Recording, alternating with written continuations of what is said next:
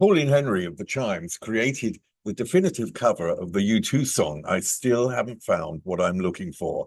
Even Bono remarked that the way she sang this song was how he originally imagined it when he wrote it. And at the moment, she's writing her biography, and you can tell that some of the pain that comes up from writing a biography is on the surface, which is what makes this interview really fascinating. Like this idea that, you ask people, why do you want to be this? Or, oh, I want to be famous, or never had that. Sometimes you step away from it. It's like, that is really sung really with feelings and passion, and there's a lot there. Love you, Bono, but it was the Harlem Gospel Choir at the back that I was going for. You've got to be nice to Pauline. You've got to show respect. You've got to be nice. What's really sad about the guys, and it's so funny because I loved them like my brothers for years and years and years. And at the latter part, and only just recently, I realized they never, ever had my best interest at heart. Oh, you'll just have to do what we tell you. And we've been in the business for, they were giving it all that. And I just thought, I don't even like you guys.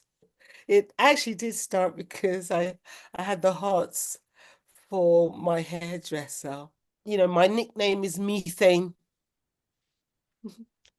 I can make things, once I put my mind to it, it happens. When you look back at the decisions that you made, which I presume were made with your stomach back then, you know what I mean? They were made in a sort of Right, reactive way.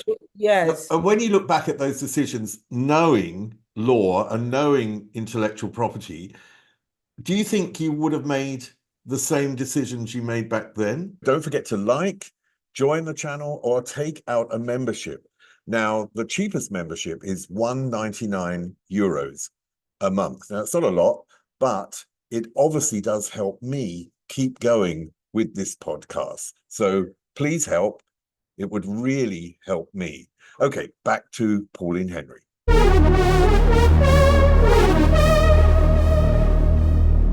So first of all, Pauline Henry, hey, this is going to be great. It's lovely to see you and Well, finally yeah, get this underway. I know. Amazing. Delighted. I was so fascinated um, by your story and particularly, your early life, because you were brought up in your early years in Jamaica. And I just wondered what specific memories you have of that time. Mostly fond memories, really, growing up, because which was from about 3 to 9 years old. And yeah, it was fun because it was very explorative, like we grew up in the hills. We grew up very free. We grew up with our grandparents, who of course spoils you. So I would say my childhood, those years were paradise, but actually there was a lot of trauma before it and after. Okay, in what sense before? What do you mean by the trauma before? Well, my mom had me in Jamaica, so I'm Jamaican. So she had me in Jamaica and then was coming to England with me as a baby. So I'd have been about, a baby really. And the sort of racism in England started early because my dad booked this private plane, and she was actually put at the back of the plane, and for the whole duration of that journey from Jamaica to England, they put this young 17, 18-year-old with a baby suckling, not a glass of water. She said I was just basically sucking on air. She tells a lot of sad stories. I can't bear to listen to them, but she says, I live them, so I do have to, at least go through them with her. Especially in my book, I try to, put it from her perspective when she was living it as well, which is very interesting, tragic but interesting. And then she again speaks about when we did get here, you know, how the nurseries behaved. I mean, racism, it was really in the fabric. But you got to remember, it's almost off the back of slavery. So it was a lot of, you know, still early days. And in some ways, I do feel like I resonate with my ancestors, because I kind of sense that sort of where your life wasn't valued, and I lived it, you know. And so, for example, my mum tells us, like, wait, so she's paying for nursery, she's going to work, and the lady says, "Oh, just leave the baby there. We'll collect the baby." And one day she happens to, you know how that thing, how it goes. You come home early, or you left work early, and she finds that the baby was right where she left it, in the cold, like frozen, runny nostrils, like could you imagine leaving somebody out in the cold all day? So that kind of cruelty. And then even when we you remember the no blacks, no dogs era. And then, of course, when you speak to someone like my mum who lived it, and there are clearly houses that did rent to some blacks and some dogs and so on, and Irish, because you all had to share the house, and it was all time, like, so cooking, you had your slot, and then the next family had their slot, and it was all, and it's just like, you just think, my poor mom with 3 children, and no diapers those days. You had to wash every, I mean, it's just horrendous. And again, because we relied on I think it was paraffin heating at the time, that was what they, you know, in this for heating, we almost died, because she's upstairs using her slot to cook and doing whatever. She's got 3 young babies downstairs. And I think, I don't know what happened, if the thing ran out, got kicked over, and it apparently, my dad as well happened to come home from work early that day and found babies coughing in smoke. So our life was just constantly in jeopardy, basically, constantly. And of course, I haven't told you the worst, which the one, I call it 21 Days at Sea. It's going to be in the book, but basically it's horrendous. So because things were so bad in England, so we're talking about 1963, and my mum was literally having a nervous breakdown between the nursery situation, the cold, that you can imagine, like, how that would have been. She was having a note, and then I think it was my dad's Mennonite church said, you know, you need to, she's not coping, she's too young. So you got to think, she had me at 17, okay, 18. She got married at 17, me at 18, 3 children consecutively. And my dad's working, she's, you know, doing everything by herself. So so they make the decision to send us back. Oh my God, it's the worst story ever. It's so hard to tell. But basically, oh my God, racism struck again. And you got to imagine that this is a paid service for a professional nurse to look after 3 young babies. Now, I don't want to judge my parents, but I don't think I would have ever put 3 young babies. So I was 3, my brother was 2, and my baby sister was 1. Now, I don't think I could have parted with my babies, but you know, we didn't live in those times, and I should imagine it was quite expensive as well. But so basically, they sent us back on a ship. Took 3 weeks, and we were supposed to be in charge of a professional nurse. And I swear to God, I do remember the day when I walked in. I don't remember, like, my parents handing me over, or I don't remember anything. I just remember the day that they took us in the nursery where they were going to leave us for the next 3 weeks. It was almost like the where you actually dispose of the nappies, and the stench hit my nostrils, and I just wailed out this almighty, because I looked around and I could see. I mean, even to this day, if I pass a nursery and I get that whiff, I can, like, right now, tears are in my eyes.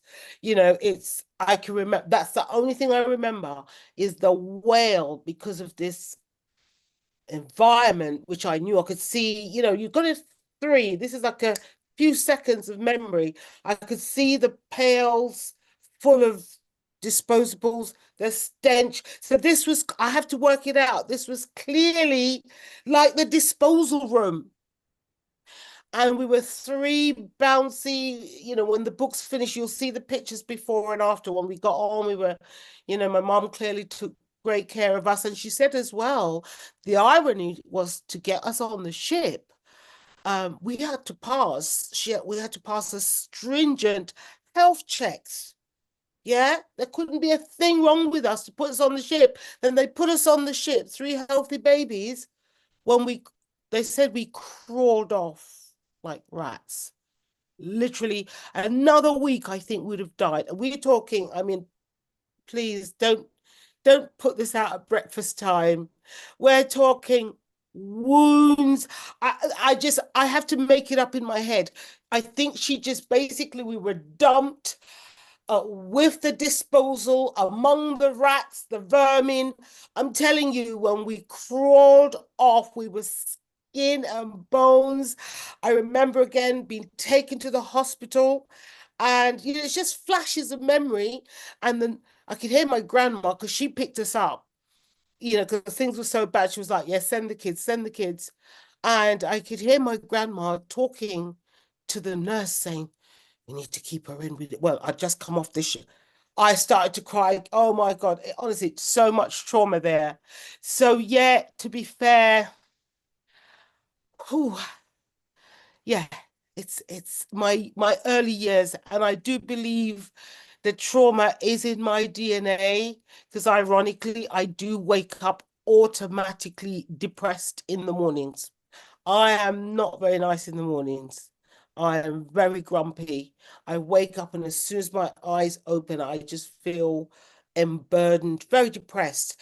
I've never had any trauma, any therapy. And as we speak, it is quite emotional. I think I finished the chapter. Have I finished the chapter? I think it took me years to finish it, like honestly, just to be able to write it and to imagine, oh, like you're gonna be feeling bad. But my brother, apparently, in that whole 3 weeks, they hadn't taken his shoes off, and he had urinated. And I mean, this sort of trauma, like you say, it stays with you your whole life.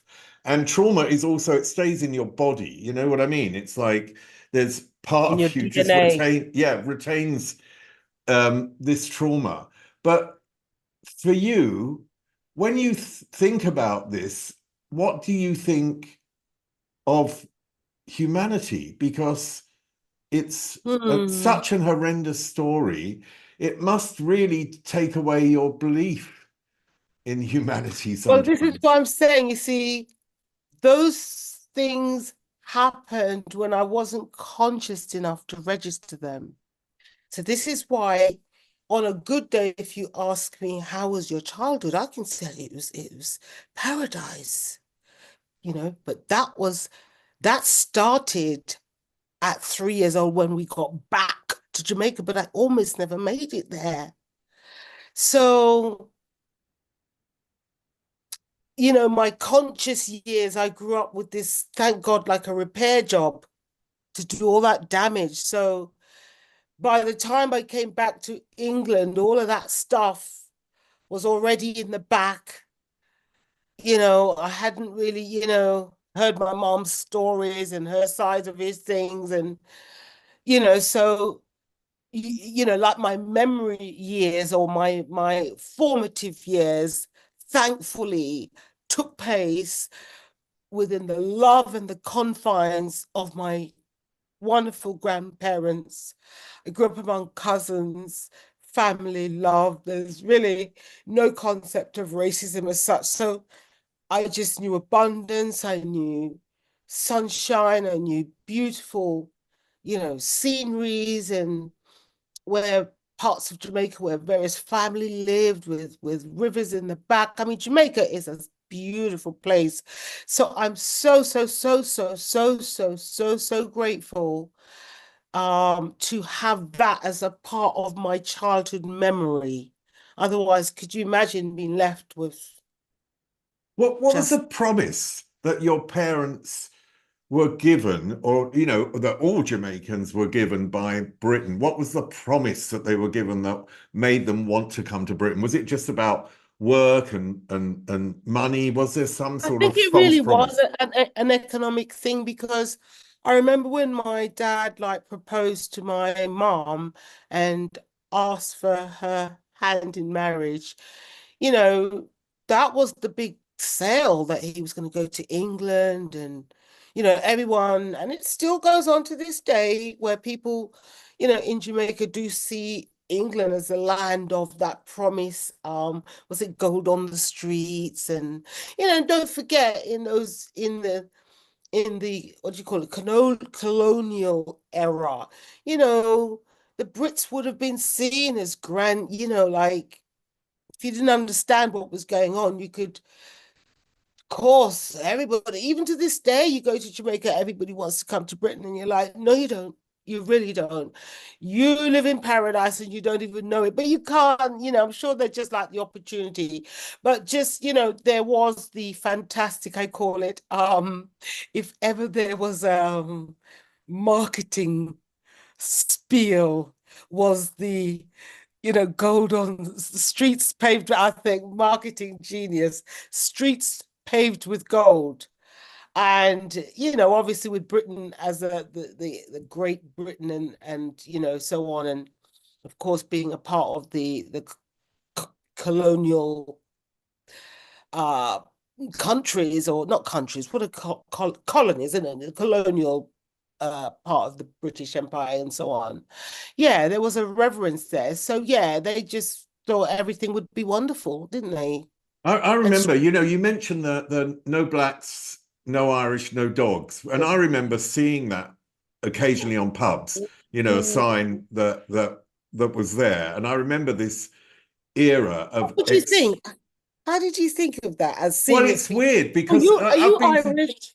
well, my mum's mum is Irish. I'm part Irish, but that Right. I wasn't aware that I was Irish. So I would say that I thought I was completely English until I did a DNA Yes, test. That's the yes, thing. yes, So, yes. okay. So when I saw that sign, and I remember being very young, and it didn't strike, and this is such a terrible thing to say, but don't forget, I would have been about 10. It Normal. didn't strike me Seems as something normal. unusual.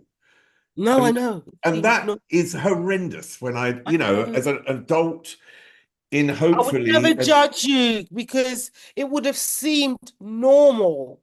But I love the Brits at the same time because, when I talk to my mum, you get such a perspective as opposed to hearing and reading about it. You really get that 3D kind of effect. And what was lovely was when she said they brought in the Racial Discrimination Act. And it's like, wow, how things changed. And not to say it took away racism, but it showed that it was, somebody thought it wasn't normal. Somebody saw that, as especially bearing in mind that people were actually, oh, that was my light.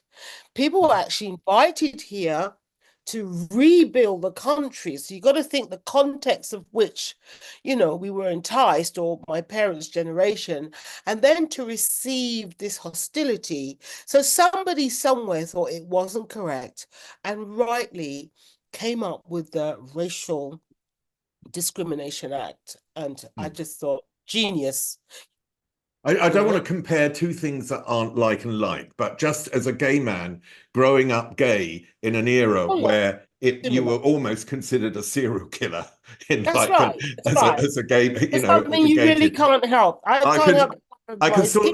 I can grasp some of It's it, but the I'm same thing. sure, You're persecuted for who or what for the yeah. well, that's what the Discrimination Act is about. You can't discriminate on gender, sex, color, race, ethnicity, and so on. That's the whole point. Did this discrimination bring the Jamaican community together so it became more cohesive in Britain? And was there a sort of, it's a hard word to say, but was there like a sort of positive aspect of this because the discrimination happened that the community stuck together, or was it a Definitely. natural sort of thing for the Jamaican community to be together? I think the discrimination forced us together for so many reasons. Again, I love talking to my mom because then you think, well, how did all these Jamaicans end up buying houses and being able to move back to Jamaica and so on? And guess what they had to do? They had to throw what's called partners. It's partnership really, but it's where a group of people would come together and save a percentage of their funds each week. And then at the end of the month, somebody got a payout. And if the partnership was big enough, which they were, because I remember it was almost equivalent to having a bank account.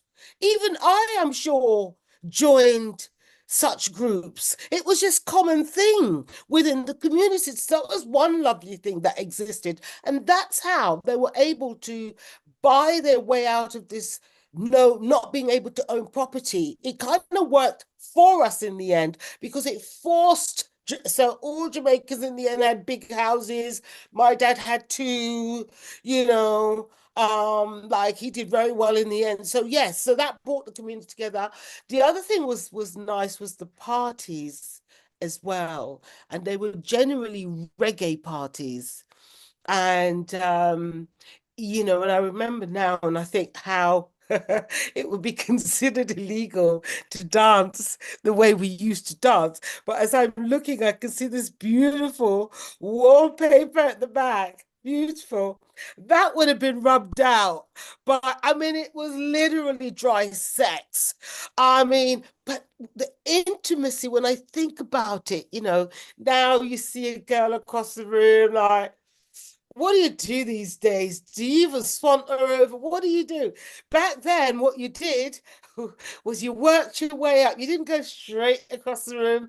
You kind of worked your way up, and then you got quite close, so you didn't get the shame. So you got quite close, and then they just kind of pull your hand, and if you acquiesced, then the dance went down, and of course you had to find the groove and were they good, like it was so lovely, no words spoken. And then if it was a no, the girl looked and it was a no, at least it wasn't a big thing of him, because it did happen. You walked all the way across the room, you pull the girl, she's giving and then you got to walk all the way back. So the cute thing was when so that was another very a great way of, again, the parties bringing the communities together. So I mean, I don't know what else, but I think those two things struck me as ways of uniting. It kind of made me laugh and cry at the same time. Was music an escape for you as well? Like it got you into another world, gave you another feeling. Well, it must have been, because I don't remember all of this, but my cousins tell me that I used to sing from I don't know, maybe 3, 4, I don't know what age, but they said to me I always used to sing. I don't remember that.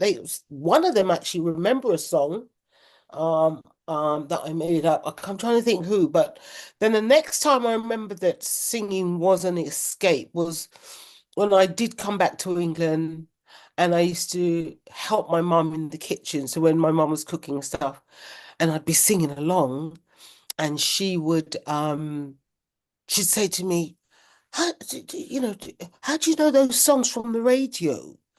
And like she assumed that I'd learnt them from somewhere. And I said, like, no, mummy, I made them up.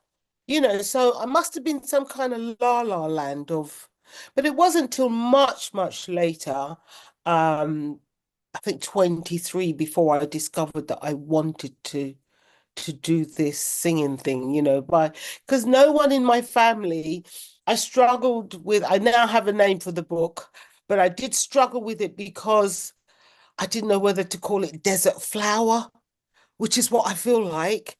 And that's how you feel when no one in your family sings, no one in your family is in the music business, nobody, now you are just out here. The good Lord thought it was a great idea to chuck me in the deep end to swim for life and figure it out. I mean, even the way I discovered that I wanted to be a singer. Crazy story.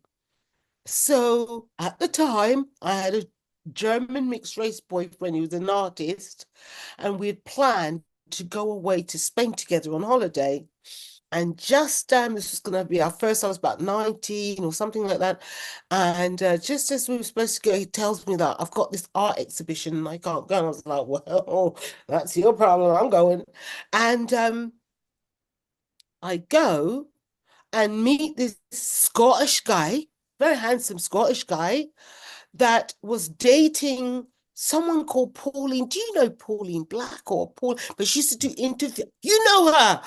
Yes, thank you. And he used to date her and he used to tell me about all the interviews. Yeah. And I just used to hear about stories about interviews and musicians. I mean, I didn't really get any of it, but it was just this world of, I don't know, thespians, artists, free thinkers.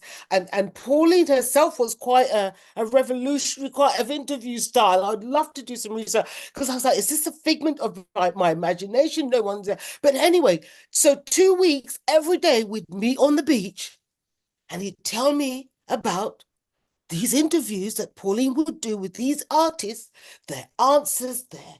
And I just thought, this world is fabulous. Free thinkers, intellects. It just kind of spoke to me. I didn't know it was the world of music. It was just free and free thinking, and they just did their own thing, and I just loved it. So when I got back to England from that holiday, I thought, I want to do this music thing. I want to do this. And I did. I put my first ad in the Melody Makers. Oh, it's gone now. A New Musical Express. And got my first audition. Well, the rest is history. Let's talk about, because you mentioned the good Lord and you were brought up in a Christian household. Yeah. And I just wondered what parts of Christian belief have sort of remained in your life and provided a crux for your life from your family. Um, well, I do like the concept of like a clean heart, Um, definitely do unto others, as you'd like done to yourself. And I mean, I didn't necessarily, I was brought up in a Christian environment, but I didn't necessarily, what's the word, practice per se. I was quite the rebellion, question things, you know. Um, so I wouldn't say I was religious. I've become more so and more spiritual, but I definitely think it is a case of, I even call it karma, really. Yeah, I think karma, I don't know what, but definitely it's the same thing. Do good, be good, have a clean heart, be kind, you know, be human, be a human, be a good human to other humans, and treat humans with dignity and respect. And I think if you don't do that, karma gets you back. It really does. I mean, you You know, mentioned Pauline Black. I think I saw a documentary, I think it was like 2 years ago on her, because she was part of Selector, which was an amazing band, but she was an amazing, strong figure. And I just wondered whether there were, when you were young, there were other identification figures for you, because they probably would have been Point. limited in Britain. You're And right. and then Right. it makes it, then you don't see someone where you can say, Well, this oh, is I why could be that. exactly nothing. But I think the first time, I don't know in time sequence really how this fits in, but the first time I saw an artist and thought I want to do that was Shirley Bassey. Now, but I don't know when, and but I remember thinking I liked her sort of grandeur and Goldfinger, I just love that sort of. I just like arty things. Love art, all kind of art, any form of art. So she was the first person I resonated really. Was Shirley Bassey? Yeah, I mean, she dominated TV in the 60s. I mean, I Okay, loved so Shirley what? Tell me Bassey. what you. So You would have seen a Saturday night on any show. She had her own show. She would always be uh, performing. But one thing that I thought was really fascinating with you was that you worked in a hairdresser's, and the hairdressers became a sort of pivotal point in your life. Can you tell me about Well, yeah, so it actually did start because I had the hots for my hairdresser. that? So funny because on a Thursday night I was up pruning and preeming, flawless, immaculate, and I'd walk into the salon saying I needed my hair done. And they'd be like, why, look at you like, anyway, it was the massage through the hair. And anyway, that love affair never did kick off or go anywhere. And in fact, it was so funny when he finally did take notice of me and notice that I was lying. It was too late anyway. But that's how I kind of, I must have gone there initially to get my hair done. But anyway, I was such a regular feature there that they ended up offering me a job to do reception work. And and then one thing led to another. So can you just quickly shampoo his hair? Can you shampoo blow dry? Can you shampoo blah blah blah blah? And then over time, I became fully fledged just without the official bit of paper. So I was doing more and more and more. And then as I was doing the hair, again, this subliminal singing would come out. And I just really wasn't even aware that I was really singing. And the funny thing is, I'd get these compliments, and I was always quite shocked because don't forget, my mum doesn't sing, my dad, no, there's nothing around me about showbiz and stage school, which I'm very jealous. No mentor, nothing. So the way I even found myself to music is just crazy. So, um, I don't know, but one day I literally got a call from, I don't know if I'm allowed to say, but what I will say to you is that he said he produced I Will Survive. Okay? Certainly was an American. And I think he went as far as brain, like, did he say like he was that singer's brother? But I certainly heard the production, either brother, but don't swear by it. But I did get asked three very strange questions. Not strange, again, another chapter I tackle in my book, but um he actually, so clearly the voice was good enough, right? Because I was approached by Marilyn. I mean, don't forget, no training, no nothing, no knowledge that I can sing, don't even know what the talent is to recognize it. So And just then, just to explain, Marilyn is the Boy oh George yes, friend who Boy had George, is he had still calling your alive? name. Yeah, Is he still alive? and yes, he's still going strong. So and I know. Marilyn came into the hairdresser, didn't he? Yes, he used to get his locks done. And again, oh, I don't know what I'm singing over the hair as I'm shampooing.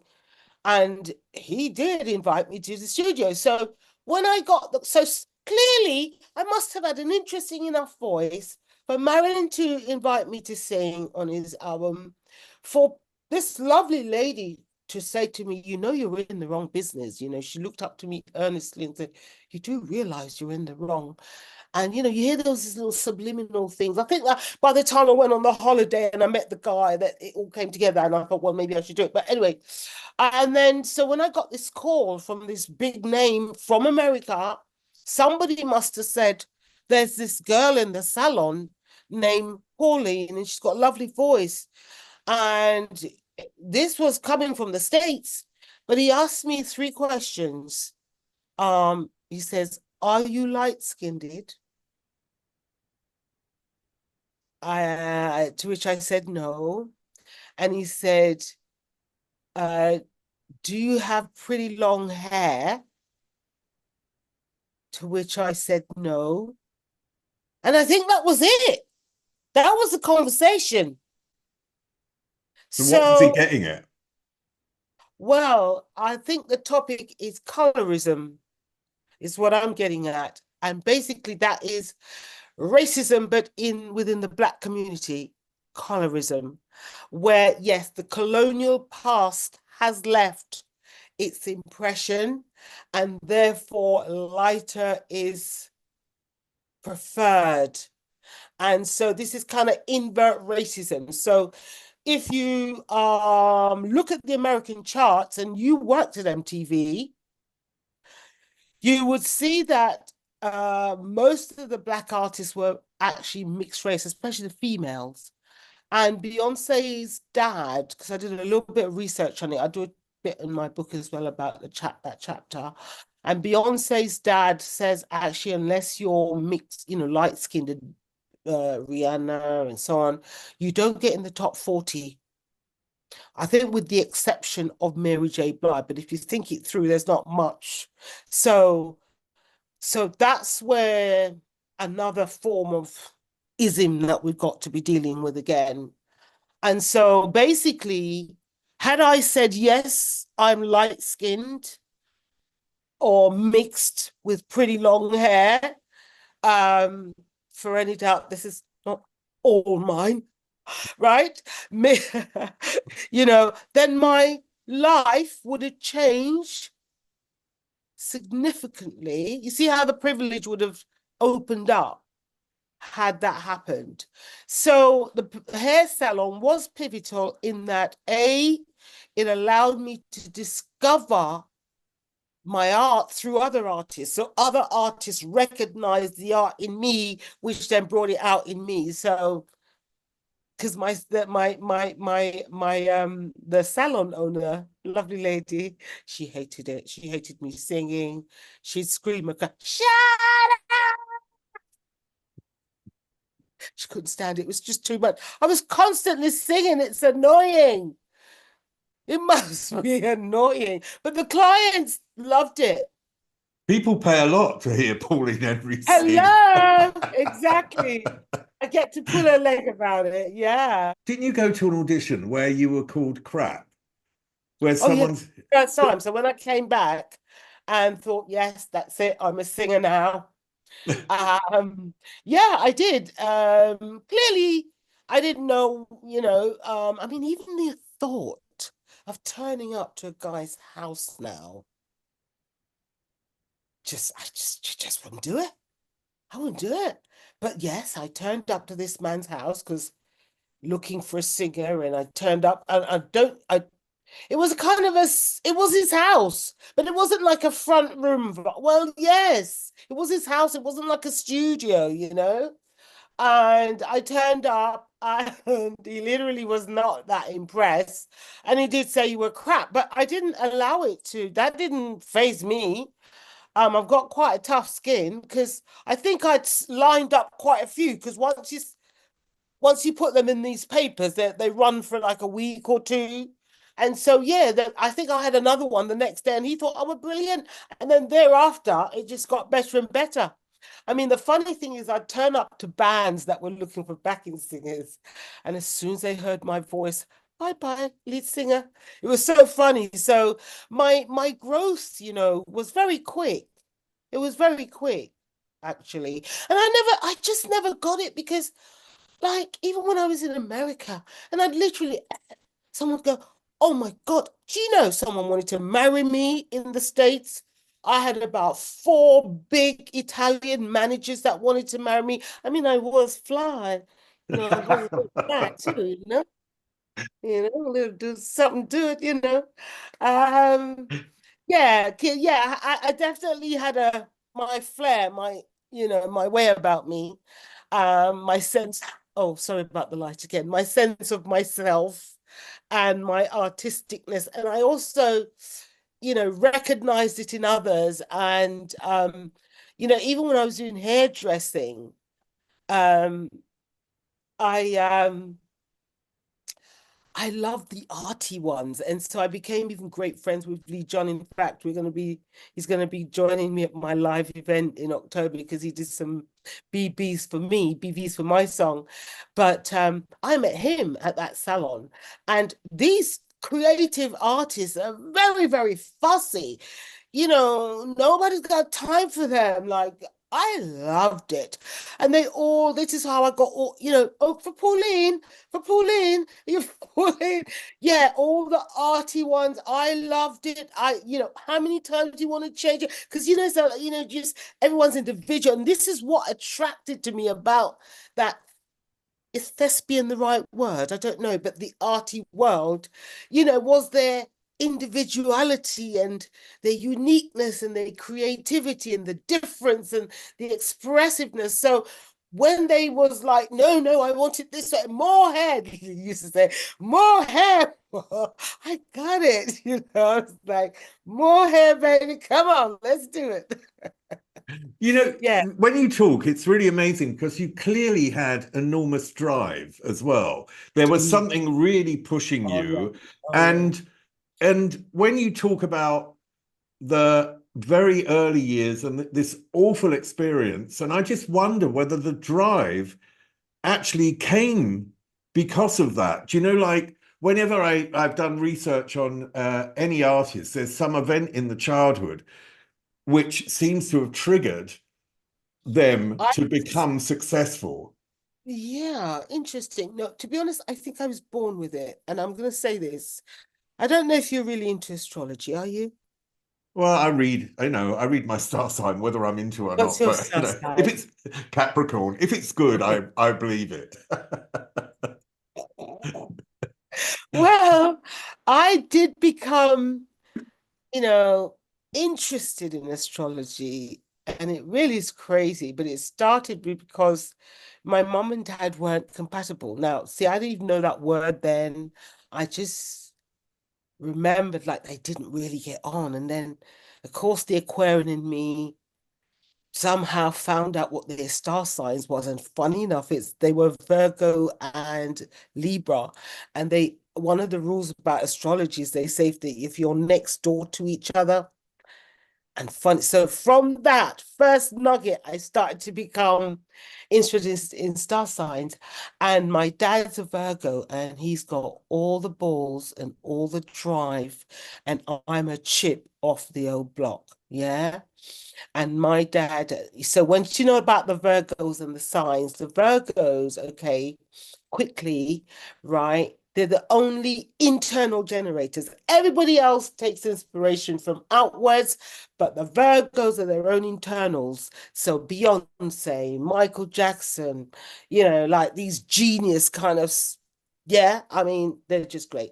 So my dad was a bit of a genius. So I'm like, oh, I'm half genius, I'm half Virgo. And they all have drive. Do you see how much drive they have? They Yeah, but you're all saying to me, Pauline, because you're saying if stars are next door to each other, they're not compatible. So we've got no chance there. Capricorn and Aquarius. Well, interesting, interesting. Maybe not as lovers, like that way, but I do understand the Capricorn. To me, you guys make prime ministers, your leaders, soul to soul, Jazzy B,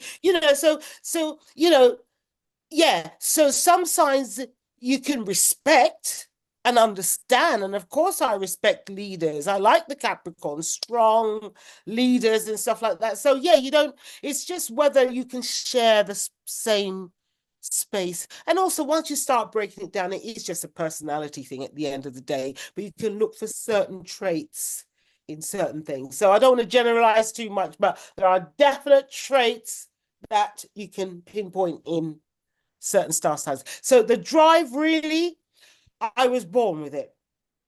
Honestly, I was. Always had it. Always, my nickname is Methane. I can make things, once I put my mind to it, it happens. So, but my dad was, yeah, and we're all like that. All my sisters, even my brother, we've got tremendous drive, and it's really because of my dad. And it's so funny because my dad had two children outside, so my mom, so they don't like my other sister because she didn't go out with my dad. She's not, you know, and my brother, I mean, he's different. I mean, he's yeah, but you know, like my dad just had, yeah, he's a bit more like my dad, but my sister, I can see that not growing up with him, because my dad left her mom to be with my mom. Not growing up with my dad, I can see the difference in our personalities, you know. You know, he's a force to be reckoned with, very like ahead of his time. You know, that eccentric, was very smart, very bright. I mean, I could talk about him forever because he just knew everything and super, super smart, very knowledgeable, passed on a lot of gems for us, you know, and yeah, like, yeah, did amazing guy. Let's get back to the music because I want to get on to Right. the chimes, obviously, Yeah. and not only how that came about, which you were talking about a little bit earlier, but also what the audition was, and it took place on the phone. Back in 1 second with Pauline, but first, I just want to ask you, usual thing, please subscribe to this podcast, like the video, and if you can, take out a membership. The cheapest one is 199 euros a month. There are others, but 199 euros isn't much, but it does help me continue with the podcast. So please take out a membership, follow, like, subscribe, whatever you call it. Let's get back to Pauline Henry.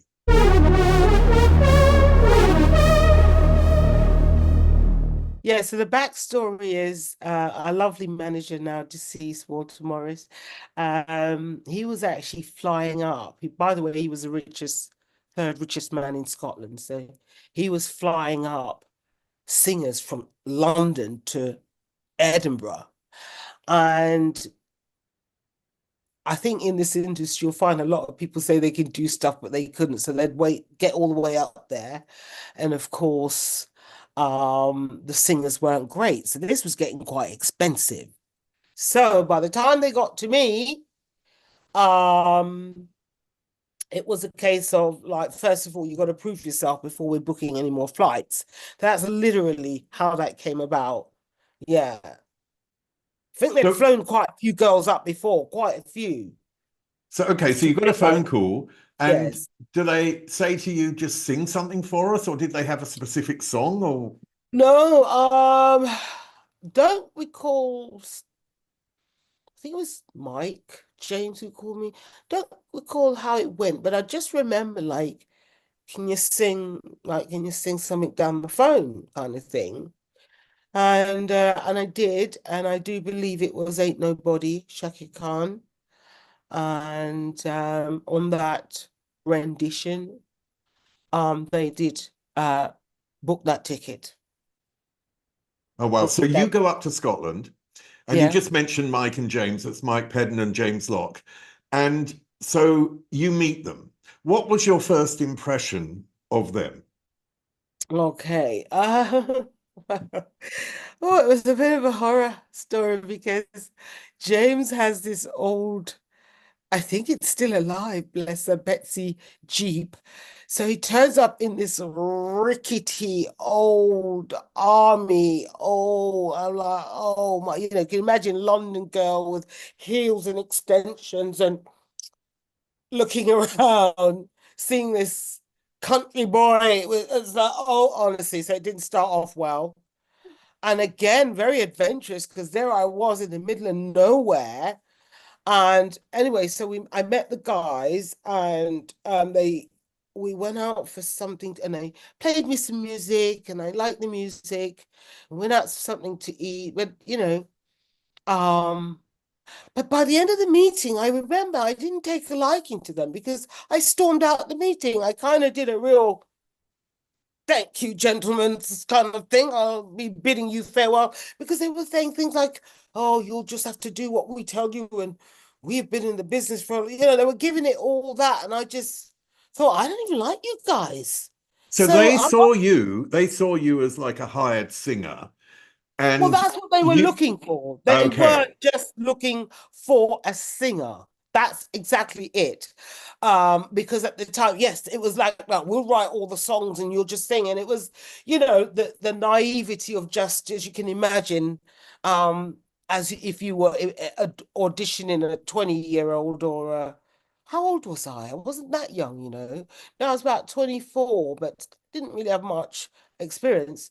So yeah, they were just talking to me like some singer, and I don't know, as I say, the desert flower type syndrome. The good Lord, like put me here with a destiny to sing. So these guys kind of bossing me about, it just wasn't going down. So I literally stormed out the meeting. I literally got up, did a real diva move.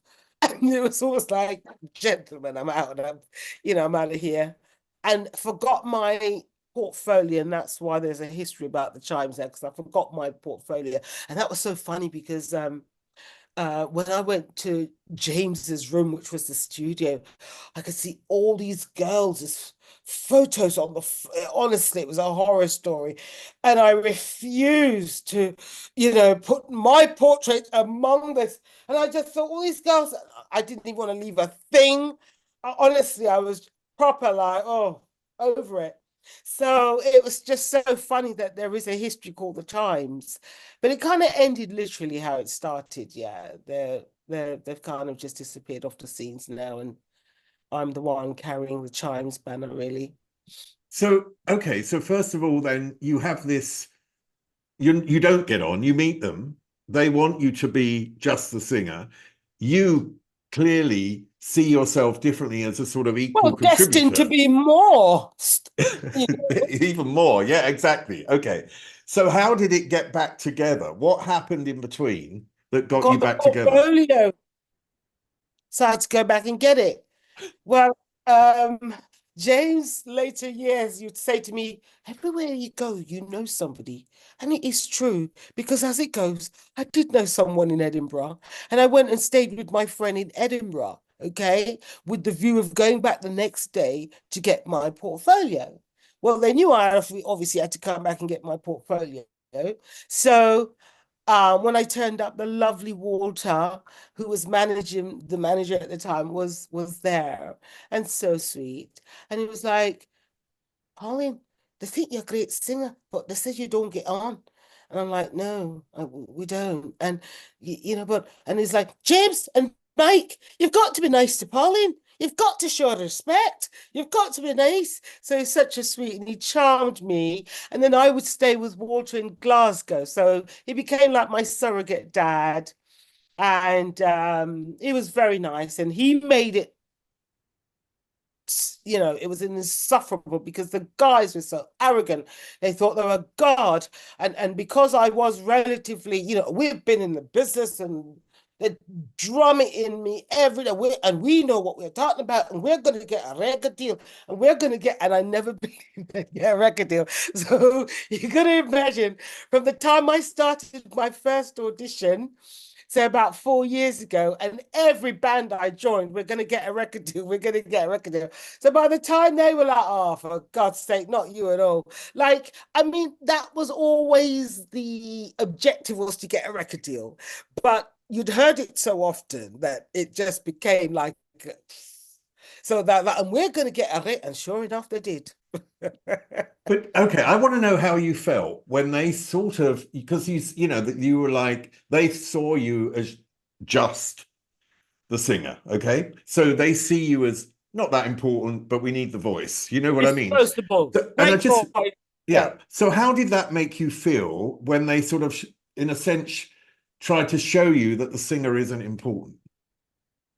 Well, again, I didn't really have the knowledge, or the language, or the understanding of who I was as an artist or anything, but the the personality within, yeah, singer, no singer, just Pauline, um, had a higher regard for herself, and therefore required them to give me that respect. I just wasn't that sort of person to put up with that sort of thing, and I'm certainly no wilting violet, and you know, just wrong girl on the wrong day. I'm just all things wrong. And also, clearly my voice was clearly something. When they just gave me the music and I just sat with it, we just went out to eat. And by the time I came back, I composed some ideas and some songs. So they just thought, what don't you see that this is God given? Like this talent is like it's almost like if you had the privilege of Amy Winehouse at 16. You wouldn't have to be a rocket science to like nurture this. Anyway, they did. They did not leave me. They wanted no matter what, you know, they kept me. And rightly so, because I wasn't just a voice, I was a personality. I mean, the songs, it was the late 80s when it was starting to kick off.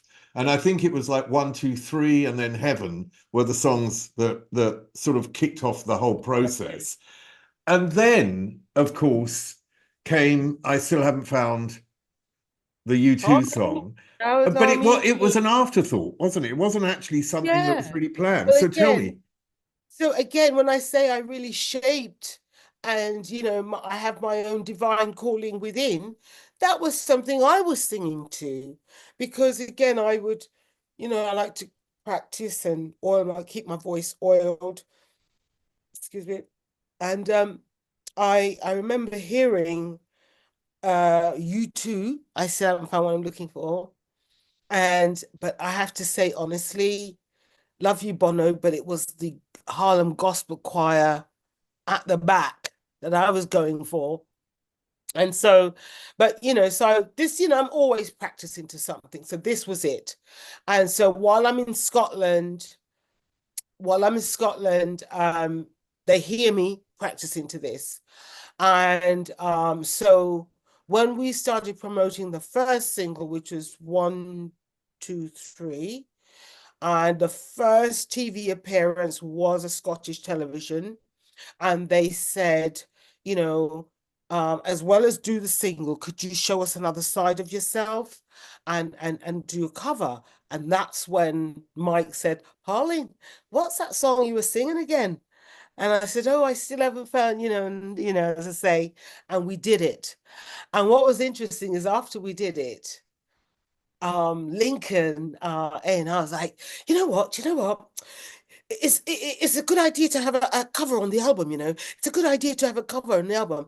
So initially it was just for the television show, then it was just to have a cover on the album. Then once we recorded, oh my God, then, again, no, well, it could be a single, It was just, oh my God, it's so amazing. but So how do you amazing. see the difference between the original and your version? What do you think you really added to it? Well, I can answer that now because for years and years and years, well, the comment, I don't know if a lot of people know this, but when the song was released in the States, um, they wanted to play it on sort of normal commercial stations. So, when you're a black artist, R&B, they do separate, they don't mix.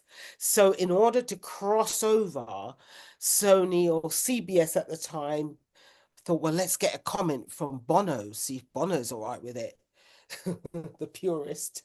And basically, Bono said, oh, at last, someone that can sing the song the way it was intended to be sung. Now, quote unquote, never understood what that meant for years and years and years and years. I never understood. And I swear to God, it was only about 5 or 7, seems probably a bit longer now, but maybe 5 or 6 so years ago, I saw that Bono did something on YouTube and he explained why he went to Harlem. He wanted to capture a spiritual vibe, soulful spiritual vibe to the song. So that's why he went to Harlem to use the gospel choir. So when he said, at last, someone who sang the song the way it was intended, what he meant was someone who took the rock element of the song and the spiritual gospel element at the back, brought it all together and gave it the spiritual gospel soulful feel, like it was everything he was. And I was like, oh, we think the same, Bono. Oh, we think the same. I mean, he has described it as a gospel song with a restless spirit, which is, and believes that your version is better, Captured that. That's you beautiful. know. Gospel song with the restless. Beautiful. Do you know what's so funny? It's like I get asked, "Oh, have you found what you're looking for?" It's not my song. I don't know what Bono had in mind. Like I get asked, and I'm supposed to answer the question, or I get tagged with, "Oh, she still ain't found what she's looking for," and I just think it's kind of crazy to even if you Google Pauline Henry, Bono pops up. And I'm like, on what planet? Did you ever meet him? Not in person, I don't think. No, I don't think ever Okay, but has. how did it make you, or how does it make you feel knowing someone as iconic as Bono with this massive career behind him and seen, I don't really like these terms, but seen as a sort of rock god or whatever. To be honest, that's a really good question. I've never been like, oh, what's the word? Okay. I've just never been like starstruck. Okay. And the way I see it is like when I do my shows and I say, "Oh, this song," and Bono said this. I only say it because people use it as a wonderful quote. But for me, I just sang the song the way I loved it, and I heard it, and I interpreted it, and I wasn't thinking anything like, oh, anything. It was just came from a natural place. I loved the song. And okay, now it's a wonderful quote for me to use in my shows or in biographies and stuff like that. But I just maybe it's the artist within me that affiliates with the artist within him. Maybe if I saw him face to face, I don't even know that I would be, you know, because it's so funny. One time I was in Ibiza and there's this really cool place in in Ibiza where all the rock stars go. And I think okay, Diddy's not the best name to bring up right now, but the likes of the big boys were there. And I remember he was standing literally right next to me, and I was with my girlfriend, all these people. I was like, "Oh, hi, Diddy," and that was it. And before I could finish the E on the D, people rushed him like wow, wow, and my God, and I was like, this demure kind of, and she goes, "You're quite proud, aren't you?" So because I didn't feel that sort of, the need to is just a regular dude. I mean, I've met everyone, I've met everybody, but yeah, that starstruck thing. So in answer to your question, I don't I don't sit down there and internalize it. I don't. It's a wonderful quote for me to use, but no, I don't think of it like that. And to be honest, if I can step away from the track, I think I did a phenomenal job interpreting it. When I listen back, I think, wow, that is so. Sometimes you step away from it, it's like that is really sung really with feelings and passion and there's a lot there. How comfortable were you then being a star at that period? Not at all, not at all. But it's so funny, and I don't know if it's in my mind, but I met Tina Turner somewhere. And when I met, or somebody of equal ilk of stardom, and when I met her, she was so down to earth. And I just remembered at that time, I can be myself. I just want to be myself. And I thought, if this iconic human can be so regular, and I just took that page out of that book that day. So I didn't really love fame, still don't. Um, Not really. It's not me. I don't know why. I don't even have famous friends. I do now sort of make an effort now. I do have a couple of friends. I think one of them you interviewed, Carl McIntosh. He's He's my lovely friend. though. Yes, lovely guy. But I don't really have a lot of, so again, not something as like fame came with, like this idea that, you ask people, why do you want to be this? Or, oh, I want to be famous, or never had that. don't know what that is, and still don't have it. Not interested. And even when I was famous, to be honest, I was very uncomfortable with it because I found it intrusive. And I'm just, a private, regular homegirl. And then so when the Chimes broke up, it was lovely. It was lovely because up until then, I was going around in disguises, different hair every day, just to live normally. Every time you turn around, like there's a camera in your face, it gets a bit much, to be fair. I remember one time I went to a club, and George Michael went there, and I think I might have just got signed to Sony. And I remember going up towards him to say, "Oh, I'm on your label," or something. And he was like, like that, and you can't, because it's just constantly like that.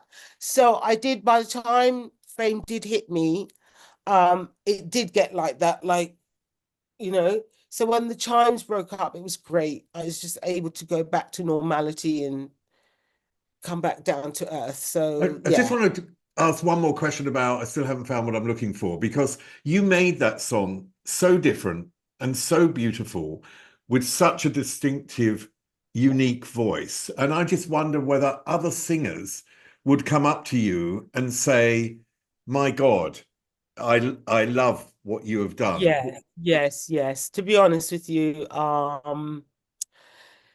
yeah, I mean, it's played as much today, I think.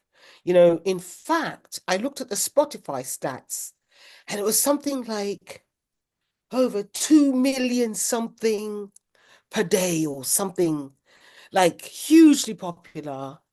Um, That's a yeah, fiver. I mean, uh, That's a fiver. You probably earn a fiver out of that. No, I'm joking. It's well, just no, like no, no. Well, I suppose you're right in terms of I'm yeah, joking. you're right, you're right. Yeah. Bono is, he owes me a lunch at least. Yeah. What was the question? Sorry, let No, me it's just. just like I remember reading about Lisa Stansfield, and you bumped into Lisa Stansfield, and she was so impressed, and I just wondered what she said to you. And Well, yeah, but yeah, I think those, I forget, how stratospheric, like how high I got. I mean, I did really get to the top of the tree. I even saw like a Vogue cover someone posted, and I was like, oh yeah, I was on cover of Vogue at one point. Yeah, I was stratospheric, really. I was up there. I was an A-lister, you know. And Lisa just, I think, at the time, just revered my artistry, and the level of it, really. And yeah, I mean, yeah, she showed her respect. She's very kind, very supportive. In fact, I tried to invite her to come to my gig recently, but I don't know if she got the message. I'm gonna try and find her on Facebook because the managers, like managers, they sort of, where's the money? But I'm gonna see if I can find her on Facebook and invite her down. I mean, you Yeah. mentioned the chimes at the beginning, and it was sort of acrimonious at the beginning, and it was acrimonious at the end. How was the split? Oh, nasty. What's really sad about the guys, and it's so funny because I loved them like my brothers for years and years and years. And at the latter part, and only just recently, I realized they never ever had my best interest just art. They never, it's almost like their plans didn't go to plan, as in, I was meant to be the singer that came in. When they were done and disposed of me, I was just meant to disappear. But of course, as I say, like, who God bless to be here, like if it's your destiny. And the fact that I don't know how am I even here as a singer, I still is a wonderment to me. So obviously if I'm here, I'm meant to be here. But they always try to dispose of me in 100 ways. If they had their way, you wouldn't be talking to me right now. And that would have happened. What was the first point when that was happened? So we got signed, and they were still inexperienced in themselves. So they had me singing in the studio, wait for it, 3 a.m. in the morning saying, push it, push it, push it. After a while, I just thought, actually, I'm going home. So I stormed out the studio at 3 a.m. in the morning. And guess what they thought wise to do? To call up the label and to say that they wanted to get another singer because I couldn't get the singing in one go. And basically they had this thing that you had to be able to sing it in one go. I need to warm up, I need to run it, have my little tenant beer to soften up no, they want it in one hit, and they wanted the label to wait for it, drop me. And they stepped in and was like, no, she's working under duress. And guess what, guys? Guess what, guys? Now you work to her biorhythms. You find out what time she likes to sing, and you fit around her. So I forgave them in that they were, you know, learning themselves, that you who's really, but it's the idea that they were always trying to to dispose of me. They always made me feel like I was a McDonald's burger to be disposed of and to be easily replaced. But little did they know that just serves as fuel for me, because then I realized that I had opera singer taught me. Again, cleverly, I asked her not to pay me to do babysitting, but to pay me to show me how to sing. She taught me how to sing. And then I also learned that they practiced for 8 hours a day. So once they started saying, oh, she can't sing in her voice and this, I just made a vow, like the next time you hear my voice or anyone hears my voice, it will be distinctive. There will be no doubt whether it's the production and that's exactly what happened. I started to put in the hours, 4 hours a day. I'd make sure that voice was on point. And then as soon as the productions, it was like, no, the back end, voice is perfect, but the production, literally, I really put. So every time they did something bad, it backfired. When they broke up the chimes, that was again intended to dispose of me and, finish me off. But in fact, Sony offered me a solo deal. And then even recently I went out of my, because I always kept in touch with them. I felt they were like, the music actually brought us together, so it was like a marriage. And I recognized them as family because we'd spent, I don't know, 5 or 6 years together, but we'd done so much that it made us like a family. So I always regarded them as my brother, always kept them abreast of, always, thing. And then it struck me that they always had their own agenda, never had my best interest. So over the COVID, I tried to get us to do an album. We did up to 15 songs, like 70% finished. And then once COVID hit, then James started to struggle because he and his wife had done food and they were doing this little food thing. And now, you remember what it was like, COVID, everyone's like, what's happening? What are we doing? And so then it was a case that he wasn't really committed. And so there's this whole stuff of unfinished material, which I do want to tackle later. But they more or less were like, oh, well, we'll see and we'll go on about your life and like, again, like trying to ruin me. But again, no, I went on and decided like I'm gonna keep the chimes going. I now own the trademark for the chimes. I just want to get Keep to that because this is really fascinating. You're a little bit like a Weeble. Do you remember the Weebles? Where the Weebles wobble, but they don't fall down. It's like you're one of these the toys that I had as a kid who like would definitely, I always. like that analogy. Yes, because this is what I'm saying. The fact that the good Lord dropped me in the middle of the ocean and said, swim yourself out of here. And somehow, without a lifeguard, a jacket, no motivation, nothing, stage school, no training, I managed to get to the top of the tree, should tell you a little something. But not only that, because after the successful solo career, you stop, you have a baby, but then you study. And this is where, for me, it takes a major turn. Do you know what Who I is mean? she? Yeah, Who is exactly. she? So, what did you study? Come on. Okay, Lord, this is embarrassing. Okay, I'm blaming my dad for this. all right, because he was a study freak, okay? Okay, so what happened was, which end first? I don't know which end first, but okay, my girlfriend um revealed to me one day when we were on holiday in Saint-Tropez or something that she was studying law. So you're looking at your girlfriend like your mate? Really? Really? I could do that. Okay. So I just thought it just struck me as I could do that. And then at the same time, I'd always had a passion for food. And at the same time, I had an Italian boyfriend who then came over to stay with me. And I did my Don Juan breakfast. Very simple at the time, very simple breakfast, but he thought it was everything.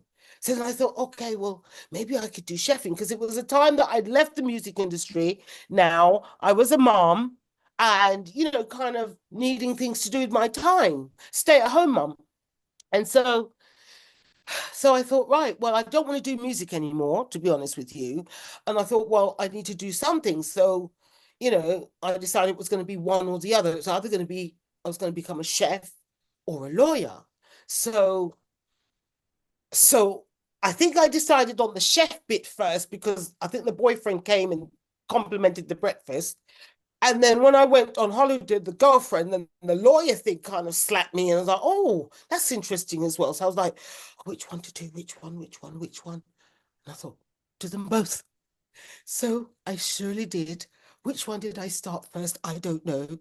But I started because I couldn't make my mind up. Equally passionate about both of them. And they were going nicely along, chugging along nicely. And then I realized the law was getting really hard. So what I did was I put the food prep on hold, and then my daughter was of an age now to get her into,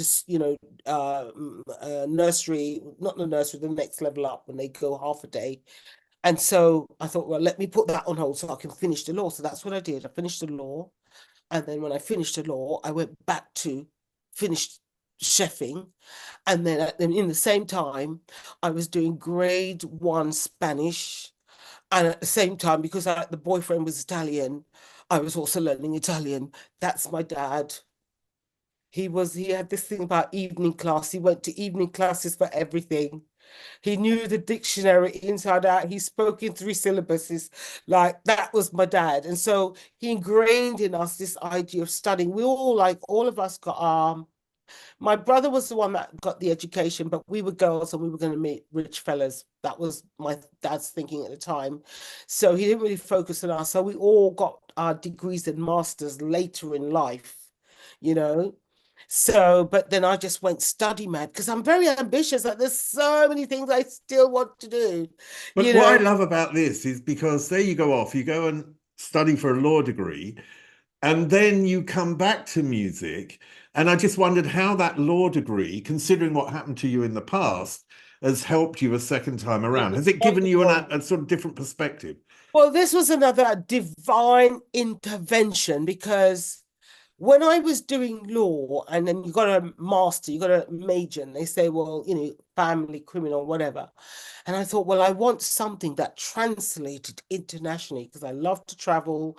I don't want to be stuck anywhere. So I remember when I went to the careers office that day, and there was like like you go up and up and up, and then this one was, maritime law, this one law, and every time. So I keep saying, and I want this international, and all I kept hearing was intellectual property, intellectual property.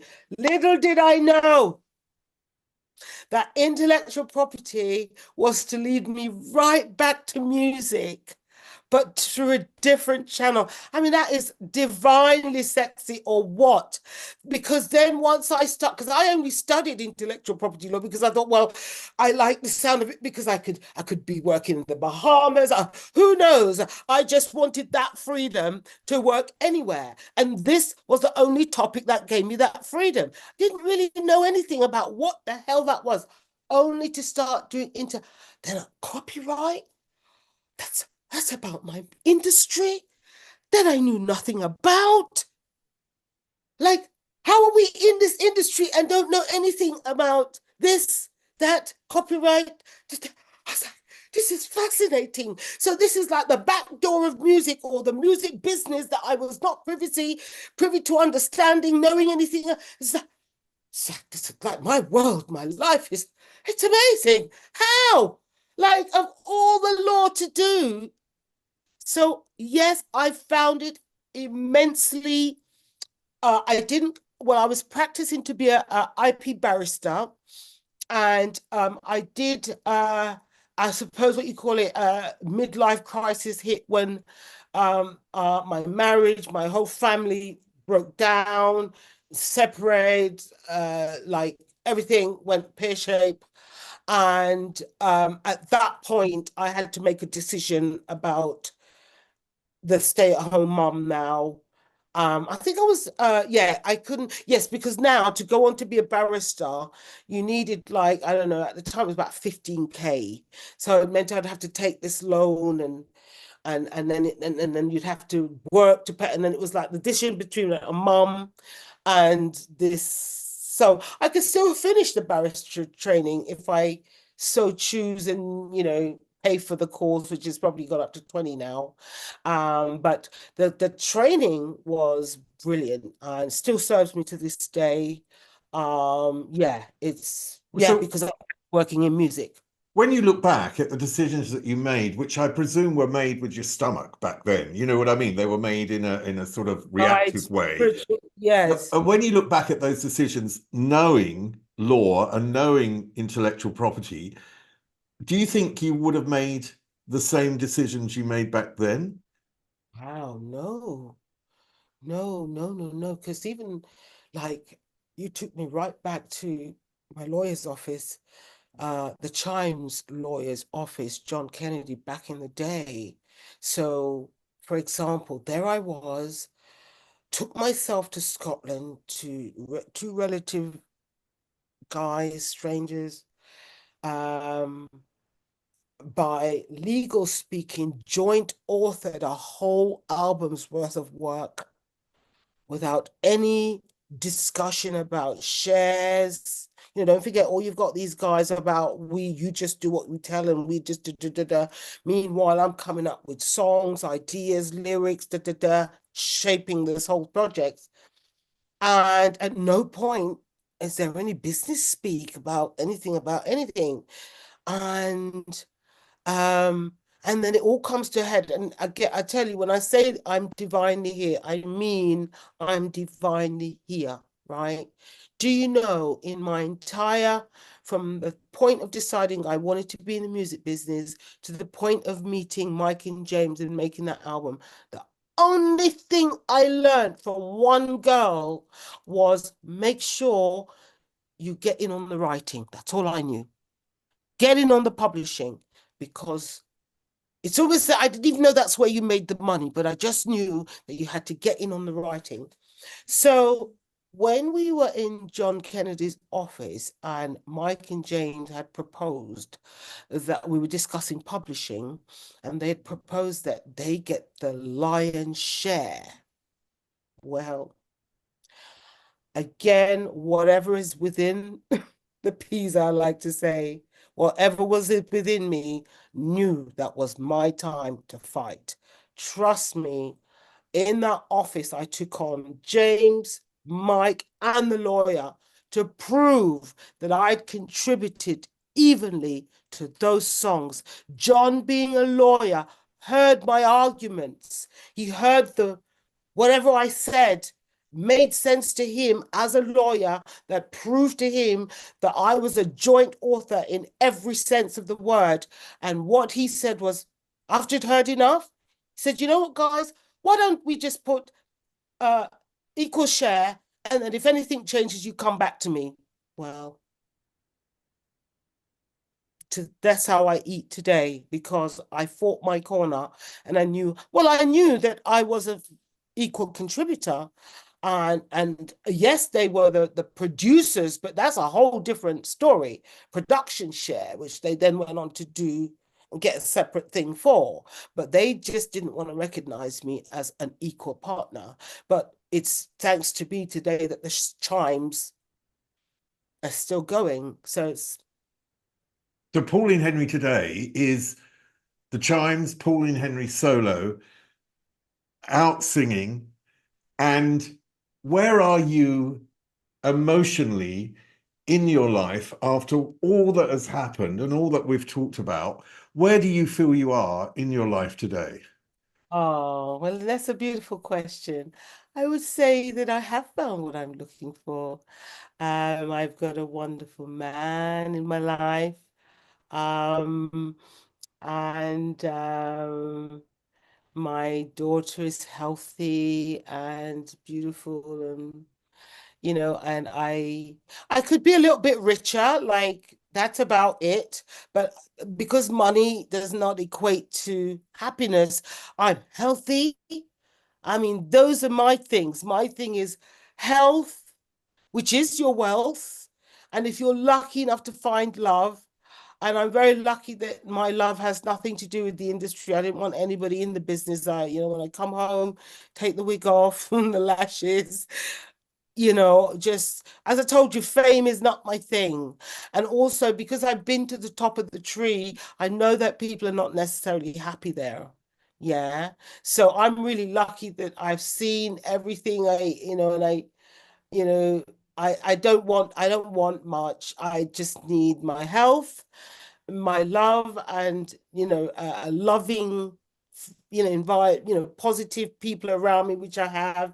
The few friends I have are wonderful. I love performing if I can do more of that. So I'm happy. I have found what I'm looking for. I'm delighted to have good health. That is like, I can't tell you, like, my number one thing is my health.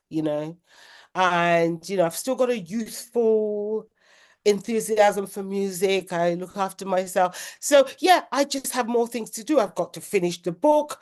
I've got a single coming out. I'm going to be doing more abroad next year. Um, just following my passion. So really, apart from more millions, which that is it, I don't need much. I really don't. Just more work, doing what I love, honestly. Happy days. Well, Pauline Henry, I wish you the more millions, everything you want. And I wish you that because you being richer would actually make sense because you've enriched the culture and you've enriched our lives, not Mm. only through your writing skills, but also through your absolutely stunning, beautiful voice. So thank you so much for joining me today. Thank you. It's been a pleasure. Thank you for having me. Thank you. And thanks for your contribution as well. Thank you. Up there is an interview I recommend. Down there is where you can find all the podcast interviews. And here is where you can connect.